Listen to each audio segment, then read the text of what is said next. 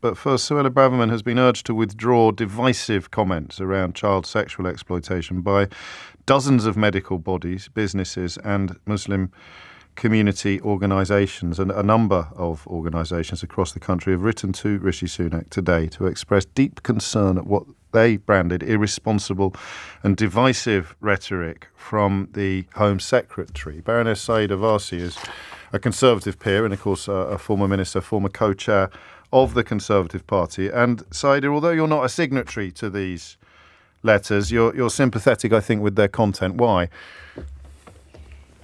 Because, first of all, I think it's quite unprecedented that we have such a broad range of people, the kind of people who wouldn't normally engage in politics, from the Indian Doctors Association, they've got people from British Nigerian background, Kenyan background, Bangladeshi background, Egyptian doctors, psychiatrists, surgeons, bankers, lawyers, accountants, entrepreneurs, the kind of people who normally kind of get on with their day job. Interestingly, the kind of people who probably would vote Conservative, and I know some of them would donate to the Conservative Party. For people like this to come out and say enough, and this rhetoric has to stop, is really quite unprecedented. And the reason I'm supporting it is because I think the Prime Minister has to get a really strong message that this kind of rhetoric, whether it's on small boats, whether it's the stuff she was saying on the weekend, which is not based on evidence, not nuanced, not kind of explanatory in any way, it has got to stop. And, again, today we've woken up to a story where she's having a go at the police for removing gollywog dolls from a pub, where it now transpires that the pub landlord has been saying incredibly unsavoury things. About lynchings, for anyone who's not fully across that story, a long and inglorious history of avowedly racist comments and commentary. Why is she doing it? Why do you think she's doing it? Well, there are only two explanations, aren't there, James? Either this is a deliberate election strategy, which is divisive and is damaging for the country. Actually, as a Conservative, it's long-term damaging for the brand of the party, and will in the end cost us votes and an election. Either that's one explanation, and it's a disturbing kind of explanation, or the other explanation, which I think is just as disturbing, is that she's a Home Secretary that can't make policy on evidence and is unable to communicate policy in a way which doesn't need to rabble-rouse and be racist rhetoric. We're referring... But either way, it's not good news, is it? Well, not for your party. What's happened to the party you joined, do you think? I actually Does it still exist? With the change of...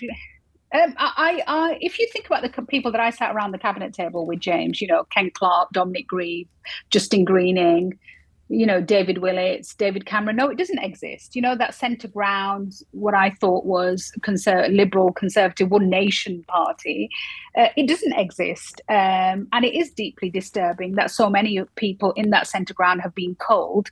But I did think that the change of leadership with Rishi Sunak taking over could be a moment to restore sane politics, evidence-based politics, grown-up politics again.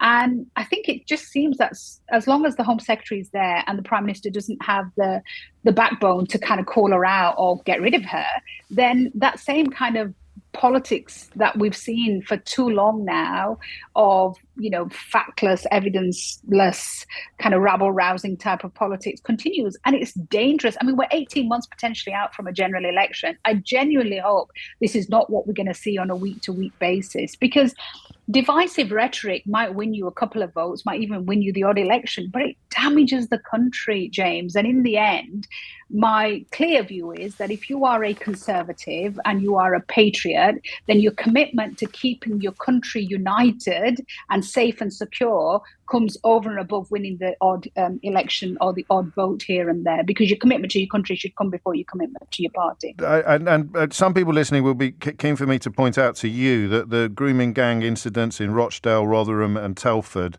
were largely committed by men of British Pakistani heritage. So when she singles out those crimes and those areas, what is she doing that is problematic specifically?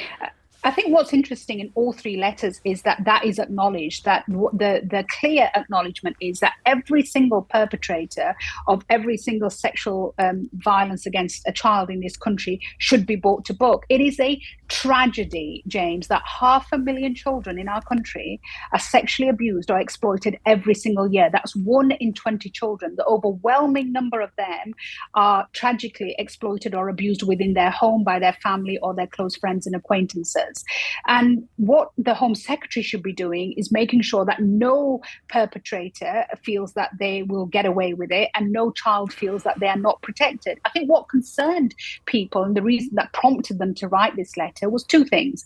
One, the fact that she chose not to make that distinction and not to base it on her own evidence, because the Home Office reports clearly show that the vast majority of perpetrators are white, and that there isn't this link, this cultural link or this political correctness link, which her and the Prime Minister keep speaking about. And this has been proven in report after report, including the Linden report, which was out less than 12 months ago. So one, I think the concern was that she hadn't based this on actually protecting victims. And this was the strongest point that the medical professionals were making who deal with victims of sexual exploitation. But secondly, that there were no caveats. If she had said, look, there are a small number of very high profile cases in these particular cities which have had this particular form of sexual exploitation, where the majority of the perpetrators were of this origin, i.e. what I am talking about is a subset of a subset of a subset of a subset of perpetrators, and I have chosen to make those perpetrators my priority and the protection of those people subjected to sexual exploitation a priority, I think people would say, fine. It's odd that you would choose which perpetrators to go after and which children to protect. It's an odd way for a Home Secretary to make decisions, but I think people would be completely behind her. But she didn't say that. She said all British Pakistani males.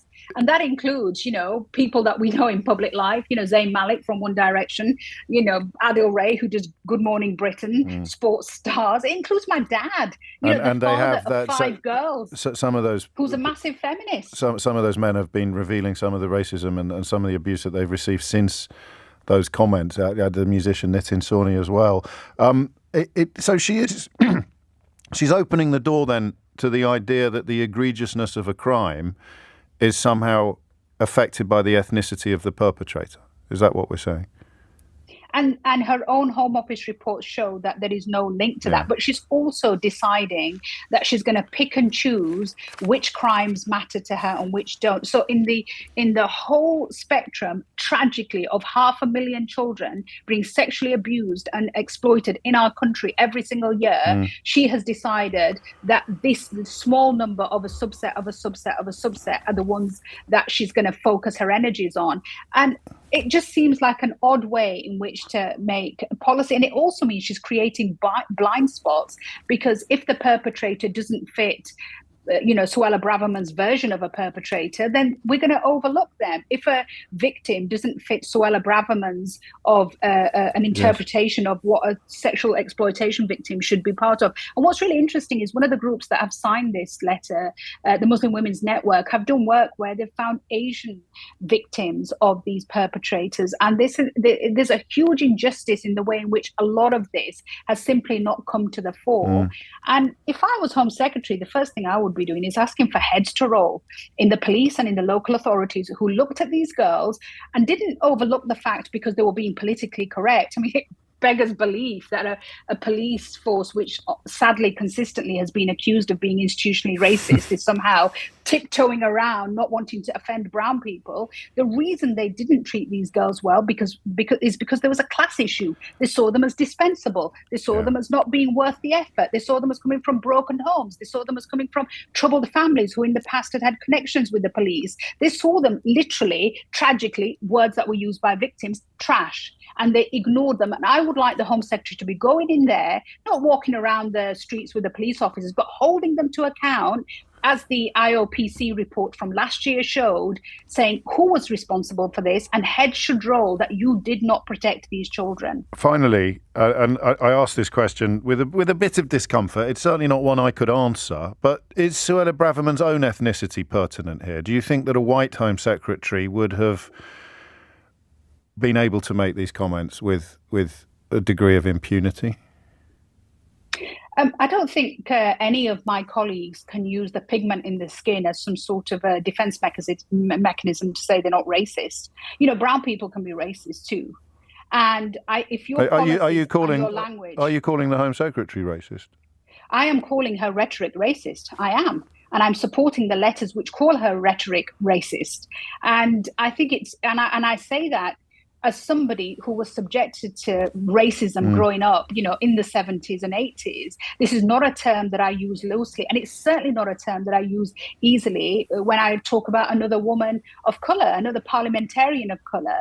But I think that somehow we have to call this out, just because people of all colours and all backgrounds and all sexualities can be homophobic, and people of all backgrounds, sexualities and colours can be racist. We only have to look across at what happened in places like Burma, where people kind of thought Buddhists couldn't be violent, and then we saw what happened to the Rohingya community. We look at racism existing today in Modi's India, and the violence that minorities, including Christians and Dalits and Muslims, are subjected to show that there is just clear racism at play. And so I just think it is important for us to call this out, and for us to say that just because you are a politician of colour does not mean that you can engage in language which a politician who's white would not be considered acceptable. That language would not be considered acceptable for them to use.